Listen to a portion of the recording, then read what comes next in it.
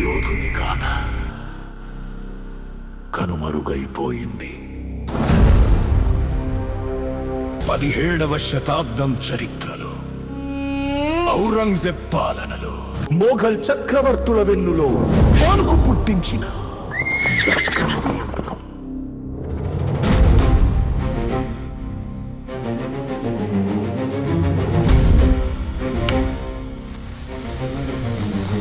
సర్దార్ సర్వాయి పాపన్న ఎన్నో కోటలను జయించి నిర్మించి తెలంగాణ పౌరుషాన్ని ప్రపంచానికి చాటి చెప్పిన మహాయోధుడు సర్దార్ సర్వాయి పాపన్న చరిత్రలో మాయమైన ప్రజల గుండెల్లో చిరస్థాయిగా నిలిచిపోయాడు.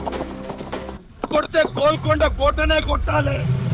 ఈ గడ్డ మీద పుట్టినవాడు ఈ గడ్డ శాసనం అవ్వాలి, శాసించాలి. ఈ దక్కన్ ప్రాంతానికి రాజులం అవ్వాలి, స్వతంత్రంగా ఏలాలి.